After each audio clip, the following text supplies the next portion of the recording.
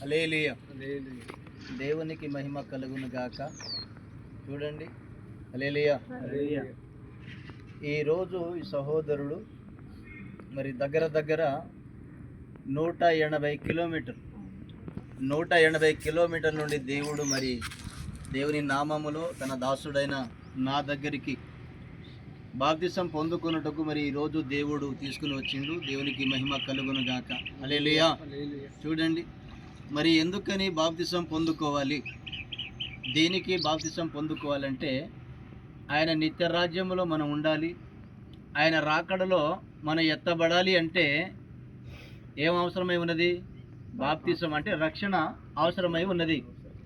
అందుకనే మార్కు సువార్త 16:16లో దేవుడు అంటున్న మాటలు కావచ్చు, వాగ్దానం కావచ్చు, మరి నమ్మి రక్షణ పొందుకున్న వాళ్ళు రక్షింపబడుదురు. అంటే రక్షణ లేని వారికి శిక్ష విధింపబడును. ఈ రోజు నుండి కుమారుడికి రక్షణ దొరుకుద్ది. ఎందుకని? దేవుని నమ్మాడు గనక, రక్షణ తీసుకుంటా ఉన్నాడు గనక. హల్లెలూయా. మరి అపోస్తుల కార్యం 2:38లో దేవుడు అంటాడు, పేతురు కూడా అక్కడున్న ప్రజలతోటి మాట్లాడుతున్న మాటలు ఏమిటంటే, మరియు మీరు పాపక్షమాపణ నిమిత్తము ప్రతి ఒక్కరు, ఒక్కళ్ళు కాదు, ఇద్దరు కాదు, ప్రతి ఒక్కరు యేసు క్రీస్తు నామములో బాప్తిసము పొందుడే. హల్లెలూయా. మరి ఏ రోజు ఈ కుమారుని మరి యేసు క్రీస్తు నామములో, లేకుంటే తండ్రి యొక్కయు కుమారుని యొక్కయు పరిశుద్ధాత్మలోనికి మనం ఈరోజు బిడ్డను ఏం చేస్తా ఉన్నాం? బాప్తిసము ఇవ్వటానికి ఇస్తున్నాం. దేవునికి స్తోత్రం కలుగును గాక. హల్లెలూయా.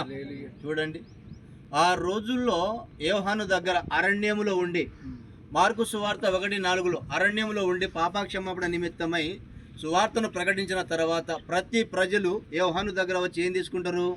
బాప్తిసం పొందుకుంటారు. ఈ రోజు కూడా కుమారుడు నవీన్ రెడ్డి గారు మరి ఆయన నామములో ఆ యొక్క జనగాము ప్రాంతము నుండి, ఆలేరు ప్రాంతము నుండి, వారి యొక్క సొంత ప్రాంతం సోమారం నుండి మరి ఇక్కడికి వచ్చి ఉన్నాడు. ఎందుకని?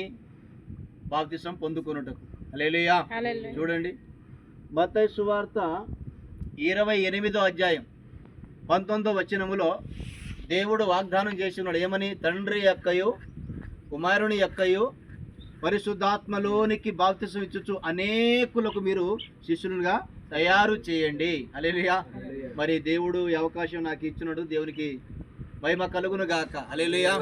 మరి ఈ రోజు ఇప్పుడు ఈ సహోదరుని బాప్తిసం ఇవ్వబోతున్న దేవునికి స్తోత్రం. ఇట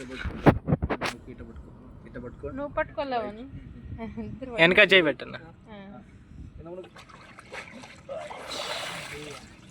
దేవునికి మహిమ కలుగును గాక. హల్లెలూయా.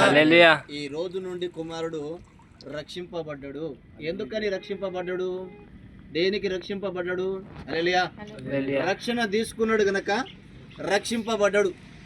ఆ తర్వాత మాటలు కూడా దేవుడు అంటాడు, నా నామమున మీరు దయ్యాన్ని వెళ్ళగొడతారు, కొత్త భాషలు మాట్లాడుదురు, పాములని ఎత్తి పట్టుకుందురు, మరణకరమైన ఏది తాగినను మీకెంత మాత్రమును హాని చేయదు. హల్లెలూయా. ఈ రోజు నుండి కుమారుడి పేరు హల్లెలూయా. మునుపు ఏ పేరు? నవీన్ రెడ్డి గారు. ఇప్పుడేమో నెహెమ్యా. దేవునికి స్తోత్రం. దేవుని ప్రాకారములు, పడిపోయిన ప్రాకారములు యేసు నామములో కట్టును గాక. అలాంటి కృపతో దేవుడు నింపును గాక. హల్లెలూయా. ఒకసారి హల్లెలూయా. నూతన వెలుగు వచ్చును గాక మీ పైన. హల్లెలూయా. హల్లెలూయా.